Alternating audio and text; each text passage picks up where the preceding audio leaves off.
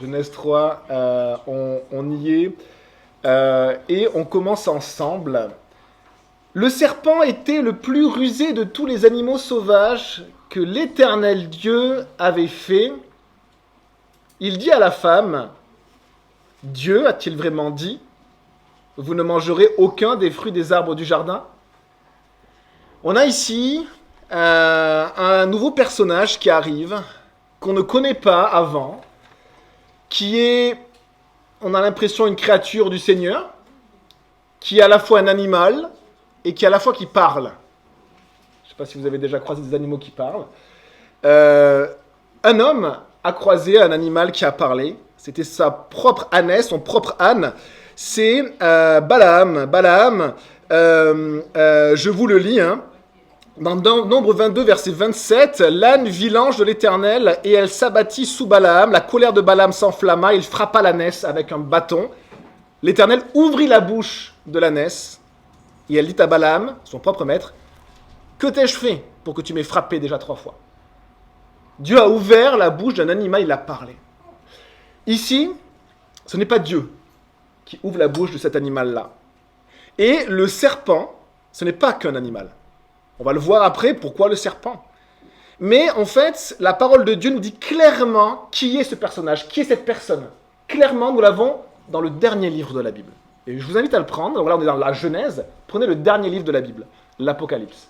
Au chapitre 12, la Bible est très très claire à ce sujet. Ce tentateur, ce serpent qui parle, qui est-ce? Vous savez que dans les cultures et les civilisations, l'homme a gardé en mémoire le serpent à pattes qui parle, le dragon en Asie, Quetzalcoatl en Amérique latine, ou Kukulkan, c'est-à-dire un autre serpent qu'ils adoraient. Le serpent est resté dans la mémoire des peuples. Et on va voir qui est ce serpent. L'homme transforme petit à petit la vérité, il oublie la vérité, il la déforme, mais la parole de Dieu est vraie et reste éternellement. On lit Apocalypse 12, verset 7. Ça nous parle d'un temps ancien, d'un temps qu'on ne sait pas localiser dans l'histoire de l'humanité. On ne sait pas quand est-ce que ça s'est produit, on sait que ça s'est produit. Il y eut alors une bataille dans le ciel. Michel et ses anges combattirent contre le dragon. Dragon, c'est le mot dracon qui veut dire un grand serpent. Le dragon et ses anges combattirent aussi. Mais ils ne furent pas les plus forts. Et il n'y eut plus de place pour eux dans le ciel. Il fut jeté dehors. Le grand dragon, le serpent ancien, appelé le diable et Satan. La parole de Dieu est tellement claire. Ce serpent ancien qui a parlé dans le jardin, c'est Satan. Satan, ou Satanas, ou le diable, diabolos, Satan signifie adversaire. Celui qui était un ange glorieux et dans le cœur duquel on a trouvé du péché, de l'orgueil, et qui s'est rebellé contre son propre créateur, contre son propre Dieu. Dieu l'a créé, il était dans sa présence et il a voulu être égal à Dieu, l'adversaire. Eh bien, on a cet adversaire-là qui arrive dans l'histoire de l'homme, puisqu'il était avant, mais dans l'histoire de l'homme, il arrive dans Genèse 3. Et regardez ce que la parole de Dieu dit dans Apocalypse 12, je continue au verset 12. C'est pourquoi, réjouis-toi, ciel, et vous qui habitez le ciel. Pourquoi? Parce que Satan a été jeté dehors. Il a été jeté hors du ciel. Mais, malheur à vous, habitants de la terre et de la mer, car le diable est descendu vers vous, animé d'une grande colère, sachant qu'il lui reste peu de temps. Le diable est sur terre et il agit. On a ici ce serpent. Et c'est très étonnant parce que ce serpent, c'est à la fois une créature de Dieu. Ce serpent est une créature de Dieu. Alors, je ne mettrai pas trop forcément ma main proche de ce serpent. Je disais avec ma femme, un lion est aussi dangereux qu'un serpent, mais quand je vois un lion, c'est comme si, je dis c'est beau. Quand je vois un serpent, il y a un sentiment qui est quand même étrange avec le serpent. Eh bien, la parole de Dieu nous dit la même chose. Le serpent était le plus rusé de tous les animaux sauvages que l'Éternel Dieu avait fait. Et le diable va se servir du serpent, mais il ne va pas simplement lui ouvrir la bouche, comme Dieu a ouvert la bouche à l'ânesse de Balaam, mais il va parler au travers de lui. Le Satan va prendre possession du serpent et va parler au travers de lui. Satan a la puissance de faire cela, de rentrer dans des êtres et de parler au travers. Et on a le qualificatif. Satan, on a l'impression, aimait les serpents, parce qu'il n'a pas choisi un agneau pour tenter Ève. Il a choisi le serpent. Pourquoi? Il y a une raison, la parole de Dieu nous le dit, parce que c'était le plus rusé de tous les êtres vivants que l'Éternel Dieu avait fait. Si vous connaissez un petit peu les serpents, on est surpris par leur capacité à se fondre dans les éléments. Combien de personnes ont été mordues par un serpent parce que le serpent était caché entre les pierres? Ou parce qu'il ressemblait, il avait la couleur de la pierre, ou alors caché entre les branches d'un arbre. Et on est également surpris par sa capacité à rester immobile très très très longtemps. Un serpent peut rester des journées immobile en attendant le bon moment pour attaquer. Des journées entières sans bouger. Et on nous dit que, également, on sait que c'est un observateur hors pair. Il est là, il observe. Eh bien, Satan a choisi le serpent pour le posséder et parler au travers de lui parce que c'était le plus rusé de tous les animaux. Alors, est-ce que vous savez ce que ça veut dire? Rusé, c'est le mot arum en hébreu. Et quand on va décliner la définition, vous allez voir que c'est la description de l'ennemi du Seigneur, de l'adversaire de Satan. Arum, rusé, ça veut dire qu'il y a de la finesse, qui est habile pour percevoir les nuances et trouver des moyens ingénieux. Arum, ça veut dire qu'il fait preuve d'un grand sens de l'observation. Satan vous observe très très bien et il vous connaît très très bien. Il est capable de rester des jours, des mois à vous observer pour savoir quelle va être votre faille. Il dissimule ses intentions. Arum, c'est celui qui dissimule ses intentions, ses sentiments réels. Il est rusé dans le but de tromper ou d'agir avec malveillance. Il nous fait croire qu'il est avec nous, qu'il est notre ami, comme le serpent, là on va le voir. Il ne se déclare pas franchement. C'est la définition de Arum. Et une des meilleures stratégies du diable et de mensonge, c'est de faire croire au monde qu'il n'existe pas. Quand on parle de Satan, certains disent « Oh, est-ce que vraiment il existe ?» C'est fabuleux. C'est fabuleux. Les hommes suivent Satan, disent presque mot à mot ce que Satan leur dit et ils disent « Non, il n'existe pas. » Satan est fort à ce point-là. Il est rusé plus que tous les êtres vivants que Dieu a créés. Il est apte à ressentir profondément les impressions qui sont autour de lui. Il est très sensible à ce qui se passe. Tout ça, c'est la définition de Arum. C'est rusé et le plus rusé de tous les animaux sauvages que l'Éternel Dieu avait fait. Regardons la suite. Satan, l'adversaire, est aussi appelé le diable, on l'a vu, diabolos. Le diable, ça signifie celui qui accuse faussement. C'est le calomniateur. Celui qui accuse faussement. Eh bien, le serpent va parler. On sait que c'est Satan. Il dit à la femme, « Dieu a-t-il vraiment dit, vous ne mangerez aucun des fruits des arbres du jardin ?» Dieu a-t-il vraiment dit? Ce sont les premiers mots du serpent. Dieu a-t-il vraiment dit? Les premiers mots du serpent remettent en question ce que Dieu a dit. C'est-à-dire, on voit à quel point c'est l'adversaire qui parle. Que le serpent est en rébellion totale avec son propre créateur. Et il remet en question. Les premiers mots remettent en question les mots de Dieu. Dieu a-t-il vraiment dit ça? Et vous savez que l'ennemi agit encore de nos jours comme cela. La stratégie de l'ennemi, c'est de dire, mais la Bible est-elle réellement la parole de Dieu? Ce sont des écrits. Ce sont des écrits. Et ce qui est très étonnant, c'est que l'être humain, dans toute sa science et sa connaissance, vous savez sur quoi il se base? Sur des écrits. Sur des écrits. Mais d'autres écrits. Des écrits sur lesquels ils font confiance. Et la parole de Dieu, elle, c'est des écrits dont on a dit non, ce n'est pas vrai. Quoi? Dieu a-t-il vraiment dit? Et regardez la manière dont il approche la femme. On a l'impression que le serpent est choqué, qu'il est naïf. Il dit quoi? Dieu a vraiment dit, vous ne mangerez aucun des fruits des arbres du jardin? l'émotion. L'émotion qu'on accroche. Quoi? Il est surpris. Hein? On a l'impression qu'il est choqué par ce que Dieu a dit. Hein? Et il partage à la femme. On a l'impression qu'il est de bonne volonté. Et il partage à la femme sa réflexion naïve. Quoi? Dieu a vraiment dit ceci? Et vous savez que nous, les êtres humains, nous sommes sensibles aux émotions. Et la femme plus que l'homme. La femme plus que l'homme est sensible aux émotions. Et c'est pas un hasard si le serpent l'accroche avec cela. La femme a une sensibilité plus accrue aux émotions. On avait vu la dernière fois, elle a été créée comme un être avec. Un être qui s'épanouit dans la relation avec l'autre.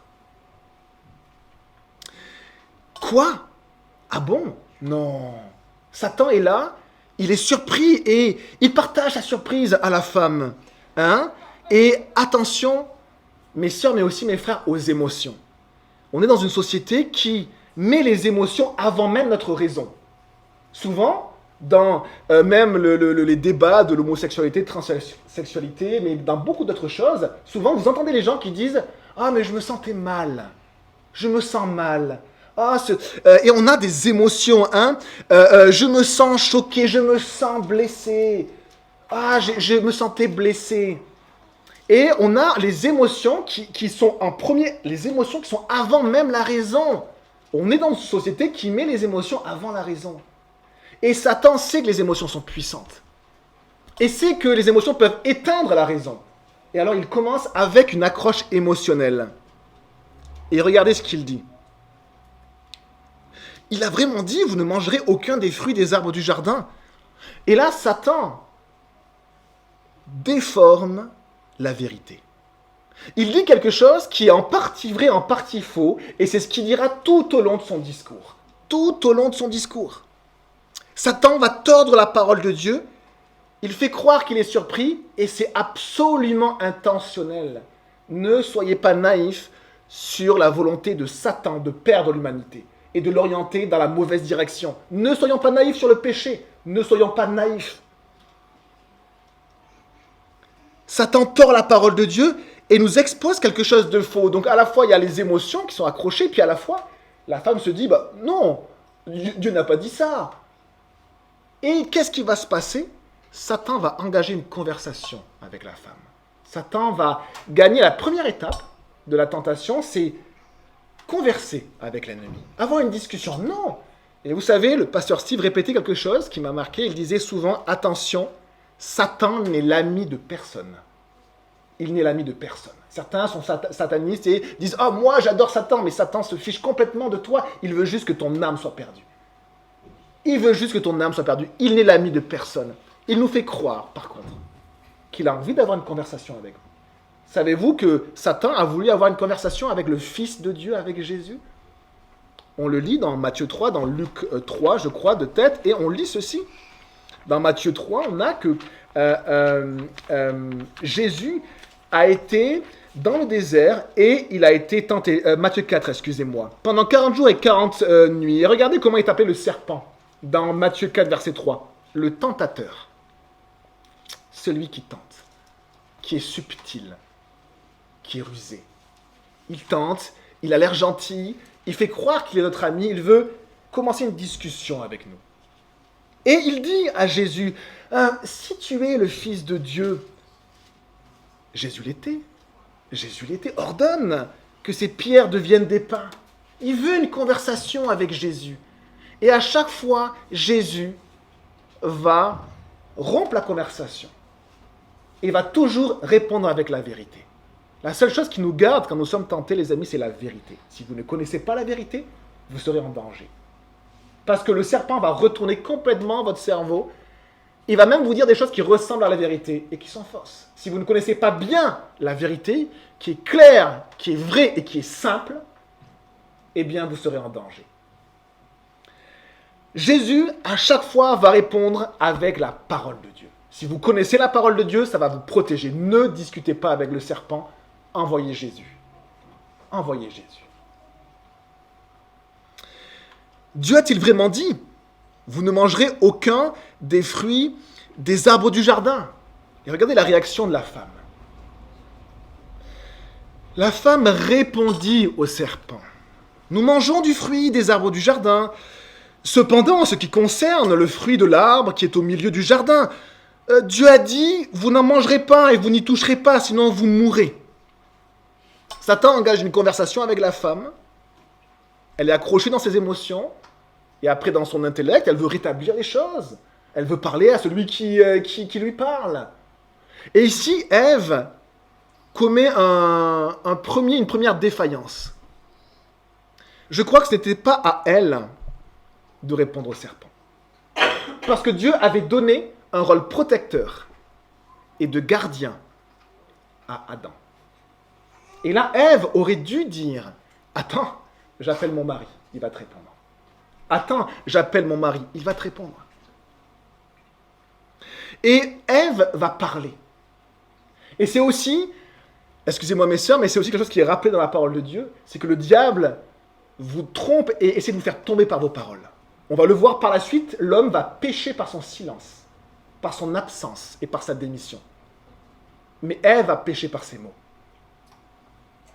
Satan va juste l'entraîner à parler. Et elle va pécher par ses mots.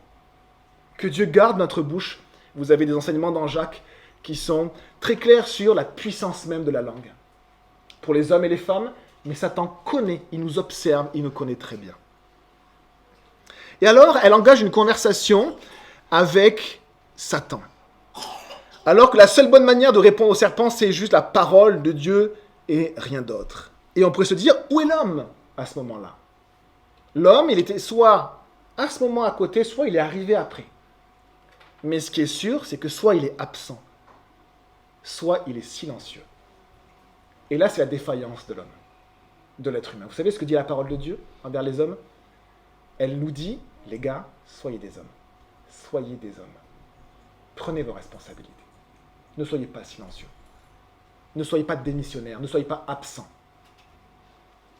Et Dieu avait donné un rôle de protection à l'homme. Et l'homme aurait dû s'interposer. Il aurait dû arrêter la discussion. Et dire stop. Voici ce que Dieu a dit. Maintenant, chérie, on s'en va. Protection. La protection, parce que Dieu a donné ce rôle-là à l'homme. Où sont les hommes dans ce monde? Satan a fait une œuvre incroyable. Il a renversé les valeurs, on va le voir ici. Les rôles vont être renversés. La femme va prendre une place qui n'est pas la sienne. C'est aussi le péché de la femme, c'est de prendre une responsabilité qui n'est pas la sienne. La femme va se prendre pour l'homme. Oh, moi je peux parler, je peux répondre au serpent. Non, c'était à ton mari de le faire. Elle prend une responsabilité qui n'est pas la sienne. Et l'homme, lui, il ne dit rien. Il se tait, il oublie son courage, il le met dans sa poche et il attend, il se dit oui, bon, elle se débrouille bien, oui, d'accord, ah bon, d'accord, chérie, d'accord. Et il ne dit rien. Et en renversant les rôles, les amis, qu'est-ce qui se passe? Eh bien, on laisse la possibilité au serpent de renverser les choses. Vous savez d'où vient l'homosexualité, la plupart du temps? D'une femme qui est très présente et qui prend la place de l'homme, qui est étouffante souvent, et d'un homme qui est démissionnaire. Exactement ce que l'on voit ici. Et à ce moment-là, le diable peut agir. Le diable, il peut renverser. Il peut tout renverser. Il peut renverser même l'ordre créationnel. L'homme, la femme, la sexualité, il renverse les choses. La société ne reconnaît plus le rôle des hommes. Mais les amis, il y a un encouragement. C'est que nous ne nous basons pas sur ce que la société nous dit. Mais nous nous basons sur la parole de Dieu. La seule chose, les amis, qui va faire de vos couples un couple solide, de vos familles, une famille solide, de vous-même, quelqu'un de solide, c'est la parole de Dieu. Il n'y a pas d'autre message, je n'ai pas d'autre message à vous donner. Si ce message ne vous plaît pas, ne revenez pas à l'église parce que ça sera le même dimanche prochain. Ça sera le même. Vous avez besoin de la parole de Dieu. La parole est la vérité. Jésus le dit, ta parole est la vérité. Qu'est-ce qu'on a besoin de plus quand Jésus dit les choses? Qu'est-ce qu'on a besoin de plus? Le ciel et la terre passeront, mais mes paroles ne passeront pas. La parole de Dieu va demeurer. Même si la terre s'effondre, la parole de Dieu demeure. Dieu parle. Est-ce qu'on l'écoute et est-ce qu'on le croit? Et ici, on a un renversement des rôles. Et pourtant, dans le chapitre précédent, c'était bien à l'homme que Dieu avait dit ceci. L'Éternel Dieu donna cet ordre à l'homme, Genèse 2, verset 16, « Tu pourras manger les fruits de tous les arbres du jardin, mais tu ne mangeras pas le fruit de l'arbre de la connaissance du bien et du mal, car le jour où tu en mangeras, tu mourras, tu mourras. Tu mourras, c'est certain. » Par son silence, l'homme va montrer son péché et sa défaillance. Par ses paroles, la femme va montrer son péché et sa défaillance. L'homme pêche par son silence et la femme par ses paroles. Alors on va regarder la réponse de la femme. Nous mangeons du fruit des arbres du jardin. Cependant, en ce qui concerne le fruit de l'arbre qui est au milieu du jardin, est-ce qu'elle parle de l'arbre de vie? Elle parle de quel arbre? Dieu a dit, vous n'en mangerez pas, et vous n'y toucherez pas, sinon vous mourrez. La chose étonnante, c'est que la femme n'appelle pas l'arbre par son nom. L'arbre ne s'appelle pas l'arbre qui est au milieu du jardin. On vient de le lire dans Genèse 2, verset 16. Dieu dit l'arbre de la connaissance du bien et du mal. Ça veut dire que la femme ne donne pas le vrai nom à l'arbre.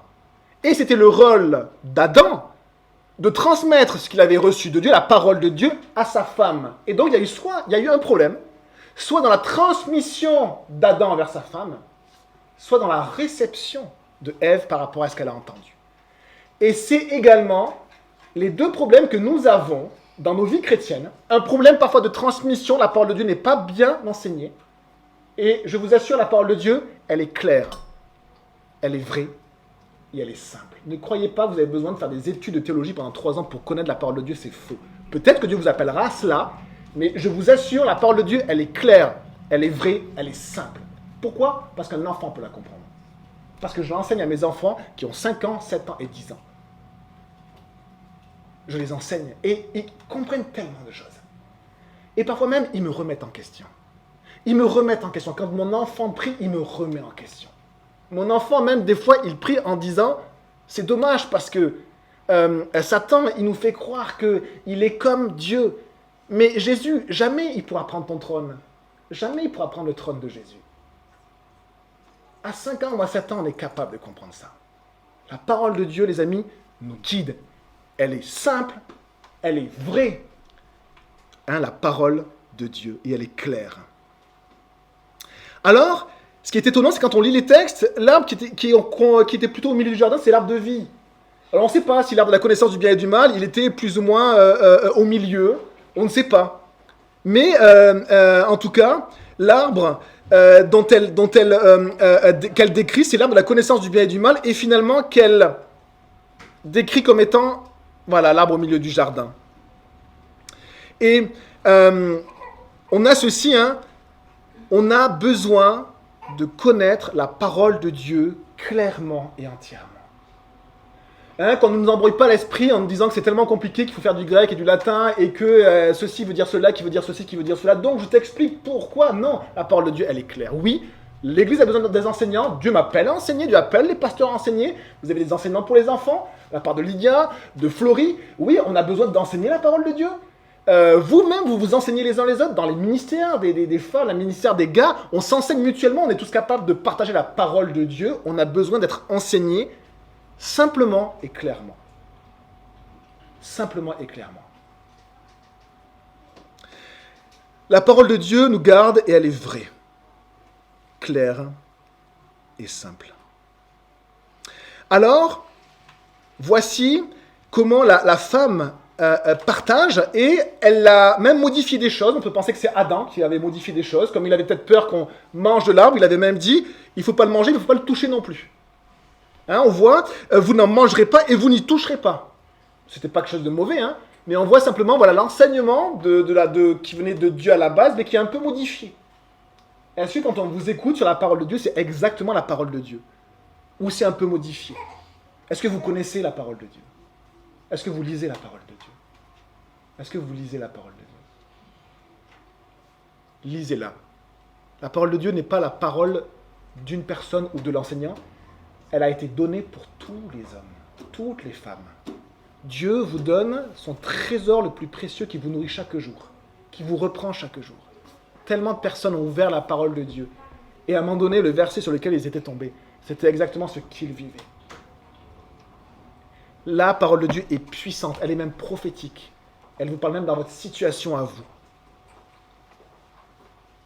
Alors voici comment va répondre le serpent. Le serpent va répondre comme ceci. Le serpent dit alors à la femme, « Vous ne mourrez absolument pas. Mais Dieu sait que le jour où vous en mangerez, vos yeux s'ouvriront. Et vous serez comme Dieu. Et vous connaîtrez le bien et le mal. » À chaque mot, il y a une vérité mêlée de mensonges. Pourquoi les tentations de l'ennemi sont si puissantes et si fortes?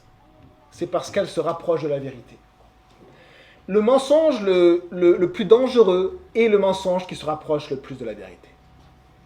Pourquoi? Parce que si on vous dit quelque chose qui est complètement ahurissant, vous n'y croirez pas. Mais si on vous dit quelque chose qui ressemble à la vérité, vous allez y croire. Parce que ça ressemble à la vérité. Et c'est la technique de Satan. Le serpent dit alors à la femme, « Vous ne mourrez absolument pas. » Là, il inverse les choses. Vous vous en souvenez? Le rôle de l'homme a été inversé, il est silencieux. Le rôle de la femme a été inversé, elle prend la responsabilité de l'homme. Et quand on inverse les choses, le diable, lui, qu'est-ce qu'il fait? Il inverse les choses. Il dit maintenant le contraire de ce qu'a dit Dieu. Dieu a dit, vous mourrez? Non, vous ne mourrez pas. Il peut maintenant. Pourquoi? Parce que les choses sont inversées. Vous ne mourrez absolument pas, mais Dieu sait que. Et là, il inverse les choses. Il va même modifier votre propre vision de qui est Dieu. Il va modifier votre vision de qui est Dieu. Non, Dieu sait que le jour où vous en mangerez, en fait, il sait que, vos yeux vont s'ouvrir.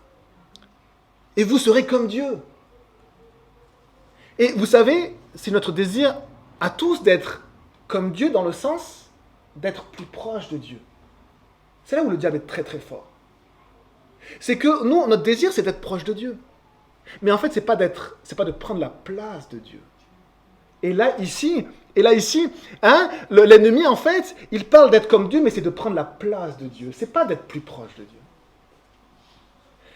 Et malheureusement, il a un peu raison.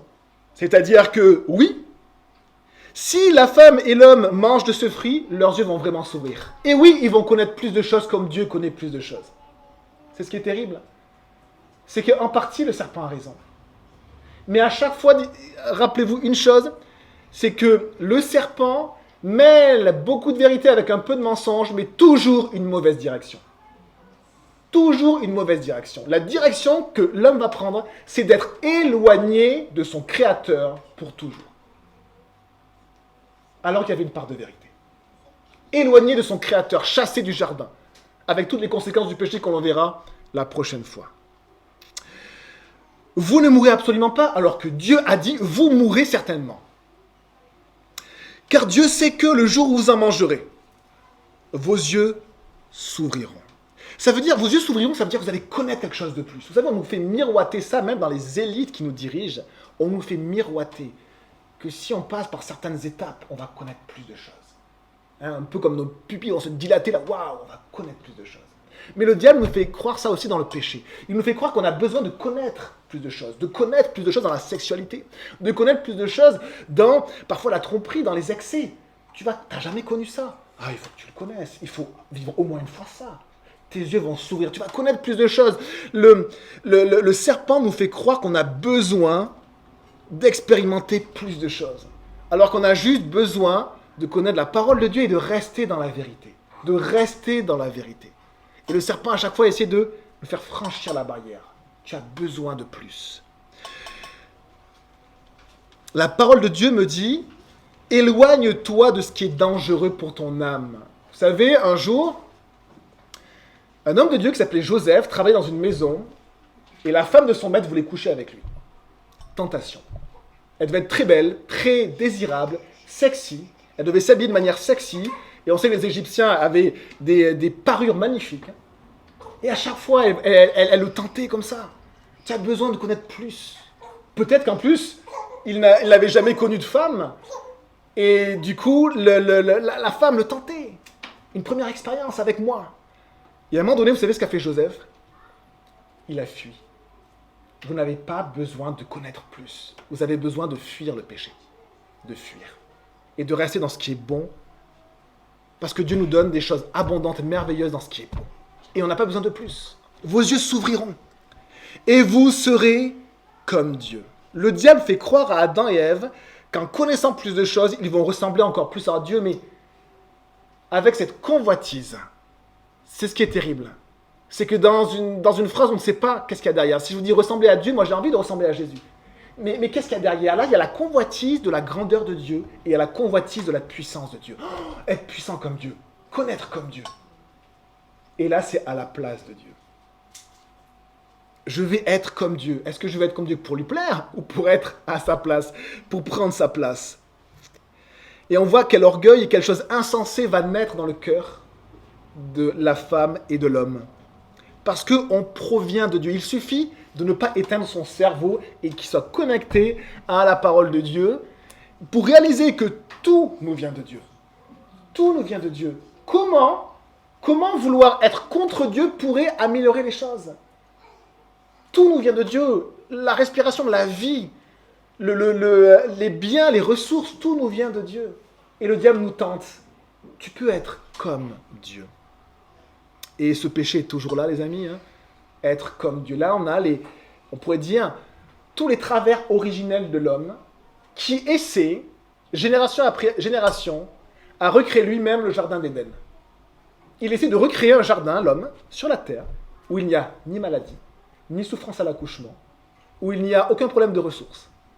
Dites-moi où ça se situe dans la Bible. Il essaie de recréer le jardin. Et il dit, Satan n'existe pas, et Dieu n'existe pas. Mais en lui, il y a ce désir de réparer ce que le péché a détruit. Alors que nous avons un message extraordinaire. Jésus a réparé. Jésus a réparé le chemin. Vous pouvez, mais par Jésus, pas par Satan, pas par le serpent, qui vous dit que vous allez être comme Dieu. Non, vous êtes pécheur, vous méritez la mort éternelle, Jésus est venu pour vous sauver. Est-ce que vous voulez emprunter ce chemin-là? Et vous pouvez, il suffit de le demander par la foi à Jésus. Jésus, je te demande pardon pour mes péchés. S'il te plaît, pardonne-moi et sauve-moi. Je te reconnais comme mon maître. Je ne reconnais plus le serpent comme le maître. Ni moi comme mon maître, ni mes émotions comme mon maître, ni mon cerveau comme mon maître. Mais Jésus, toi, et ce qui va avec Jésus, vous savez comment on appelle Jésus dans la Bible? On l'appelle la parole. Ce n'est pas un hasard. Jésus vient avec la parole. Il est indissociable. Et alors, regardez la suite. Vous connaîtrez le bien et le mal, oui, malheureusement. Verset 6, la femme vit que l'arbre était porteur de fruits bons à manger, agréables à regarder et précieux pour ouvrir l'intelligence. Après la tentation du serpent, après l'inversion des rôles de l'homme et de la femme, de ce que Dieu a dit, après la mauvaise transmission de la parole de Dieu, ou réception de la parole de Dieu, qu'est-ce qu'il y a? Il y a la tentation des yeux. Il y a la tentation de l'œil. Que dit Jésus? C'est un verset qui a frappé ma femme les 2 dernières semaines, qui me partageait ça. Et le Seigneur, le Saint-Esprit, lui révélait vraiment quelque chose avec la puissance de la vue. Matthieu 6, verset 22, l'œil est la lampe du corps. Si ton œil est en bon état, tout ton corps sera éclairé. Mais si ton œil est en mauvais état, tout ton corps sera dans les ténèbres. Ça veut dire que de ce que vous voyez et de la manière dont vous le regardez dépend soit d'être rempli de lumière, soit d'être rempli de ténèbres. On réalise tous que le monde d'aujourd'hui, regardez sur quoi moi je lis mon texte, est un monde d'images. Ce n'est pas un hasard. C'est le monde de l'image. Jamais le monde n'a été autant un monde d'images. Pourquoi? Parce que par la vue, on peut être rempli de ténèbres. Qu'est-ce que vous regardez sur Netflix? Qu'est-ce que vous regardez sur vos écrans, sur Amazon Prime? Sachez que ce que vous regardez vous impacte. Et de la manière dont vous le regardez, vous pouvez être rempli de ténèbres.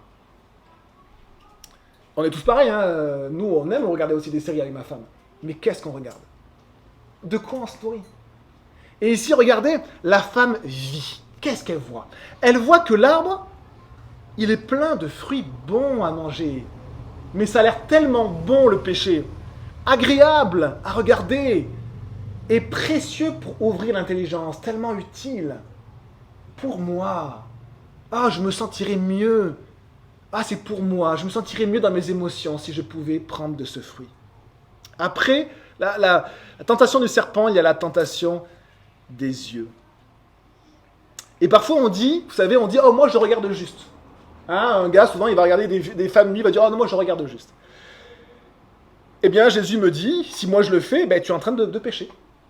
Tu es déjà en train de pécher. Jésus nous dit, en fait, que si tu consommes le péché dans ton cœur, c'est comme si tu l'avais pratiqué. Hein, quiconque regarde une femme pour la convoiter a déjà commis un adultère avec elle dans son cœur. C'est valable pour les gars, c'est valable pour les femmes. Et quand on dit on regarde juste, on oublie la parole de Jésus. Est-ce que ton œil est en bon état? Jésus même parle d'arracher son œil. Arracher son œil, c'est quoi? C'est pas arracher son œil physiquement. C'est arracher ce que l'on regarde et qui n'est pas bon pour nous. C'est couper ce qu'on regarde et ce qui n'est pas bon pour nous. Si ton œil est en bon état, tout ton corps sera éclairé. Toute ton âme sera éclairée. Si ton œil est en mauvais état, tout ton corps sera dans les ténèbres. Elle prit de son fruit et en mangea. Elle en donna aussi à son mari qui était avec elle, et il en mangea. Leurs yeux à tous les deux, verset 7, s'ouvrirent. Et ils prirent conscience qu'ils étaient nus. Ils attachèrent des feuilles de figuier ensemble et s'en servirent de ceinture. Le diable avait raison. Leurs yeux se sont ouverts pour connaître le mal. Avant, ils ne connaissaient que le bien. Vous imaginez, avant, ils ne connaissaient que le bien. Ils vivaient dans le bien. Et maintenant, ils sont un peu mieux comme Dieu parce que maintenant, ils connaissent le mal. Mais malheureusement, ils l'ont expérimenté aussi, le mal. Et regardez les conséquences du péché. La première conséquence, c'est la honte. Le sentiment honteux que l'on a, qui est un sentiment intrinsèque à l'être humain, que l'on peut essayer de modifier par l'éducation, mais le sentiment de honte vis-à-vis de la nudité, ou de honte même vis-à-vis de certaines choses cachées en moi, c'est un sentiment qui vient du péché. Ils prirent conscience qu'ils étaient nus. Et regardez la deuxième conséquence.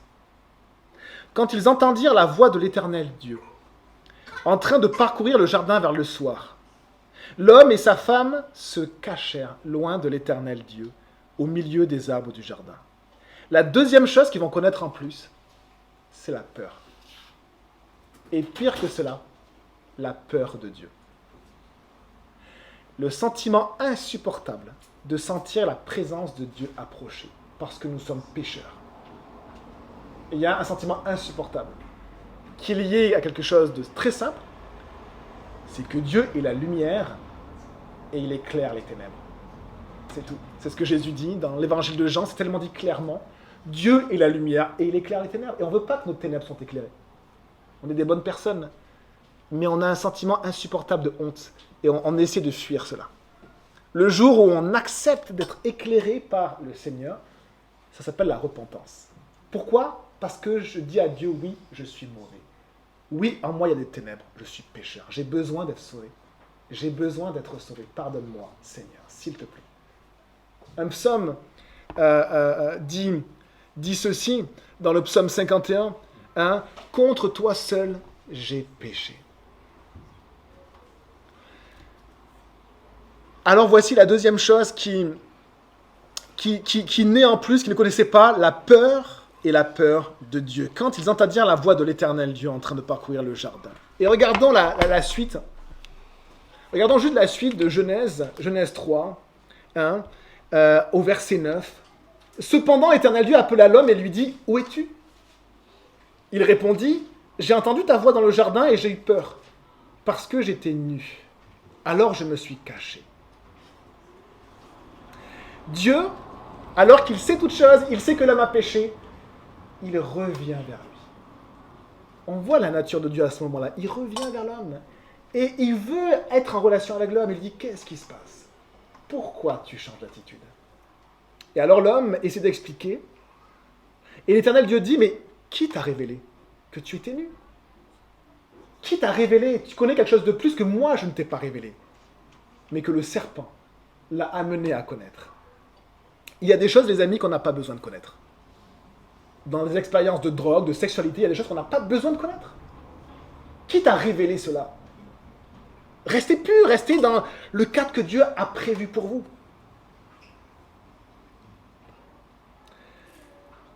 est-ce que tu as mangé du fruit de l'arbre dont je t'avais interdit de manger? Et regardez la réaction de l'homme. L'homme répondit, c'est la femme que tu as mise à mes côtés qui m'a donné de ce fruit et j'en ai mangé. L'Éternel Dieu dit donc à la femme, pourquoi as-tu fait cela? Et regardez comment répond la femme. La femme répondit, c'est le serpent qui m'a trompé et j'en ai mangé.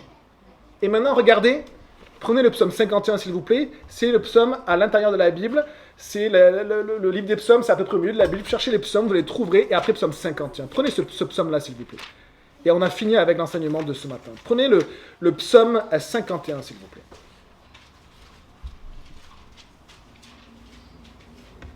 Et on va lire juste les premiers versets.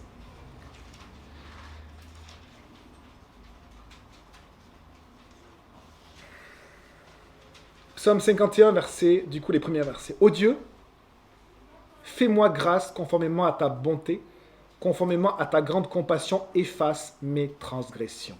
Lave-moi complètement de ma faute et purifie-moi de mon péché. Car je reconnais mes transgressions et mon péché est constamment devant moi. J'ai péché contre toi seul. J'ai fait ce qui est mal à tes yeux. C'est pourquoi tu es juste dans tes paroles, sans reproche dans ton jugement.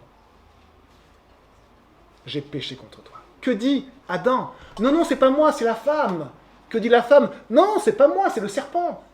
Il n'y a aucune repentance. Il n'y a aucune repentance.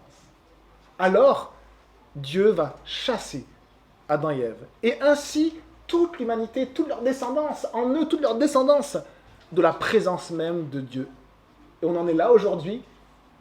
Et Jésus est venu il y a 2000 ans pour réparer ce qui avait été brisé par l'homme. À cause du serpent, à cause de la femme et à cause de l'homme.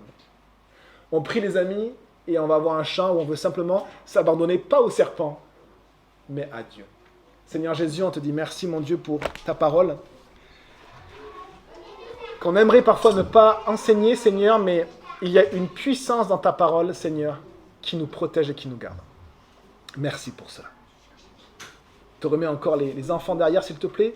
Merci pour ceux qui s'en occupent. On te demande, Seigneur, d'ouvrir nos cœurs à ta présence. Pardonne-moi pour mes péchés, pardonne-nous, s'il te plaît, Seigneur, de nos péchés, et que ton nom soit glorifié, s'il te plaît, dans nos vies. Au nom de Jésus-Christ, nous prions. Amen.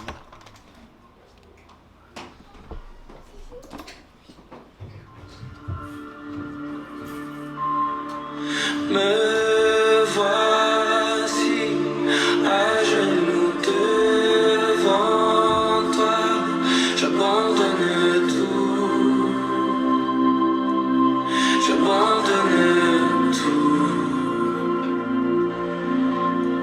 mon seul désir, alors que tu m'attires, c'est d'être avec toi.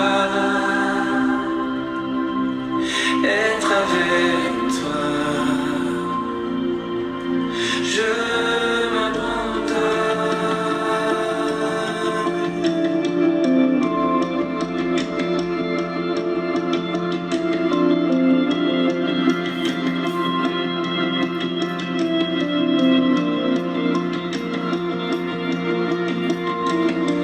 par ta grâce,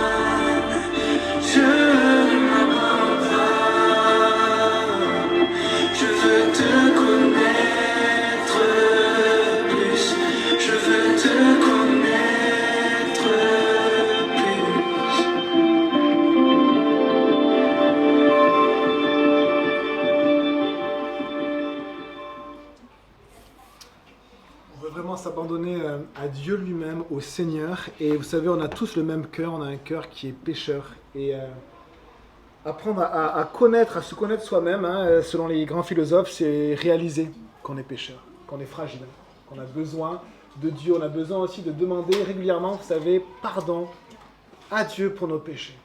Un verset nous dit que si nous confessons nos péchés, il est fidèle et juste pour nous pardonner de toutes nos iniquités. Il est fidèle et juste. Dieu est fidèle et juste. Il était devant Adam et Ève pour voir s'ils allaient se repentir. Et il y avait un mur, que ce ne soit pas nos cas, qu'il n'y ait pas de mur et qu'on puisse simplement dire « Seigneur, pardonne-moi. Pardonne-moi. » On a un moment de communion fraternelle. N'hésitez pas à rester un moment, à apprendre à connaître les gens, si vous avez le temps en tout cas. Que le Seigneur vous bénisse. Je vous souhaite à chacun une bonne semaine dans la parole de Dieu, dans la joie du Saint-Esprit. Vous savez, l'Éternel est votre joie et votre force. Que le Seigneur vraiment vous encourage. Si vous avez besoin de prière, vous chopez quelqu'un comme ça et vous lui dites « Prie pour moi ». Priez, n'hésitez pas à prier. Amen. Bonne semaine à chacun.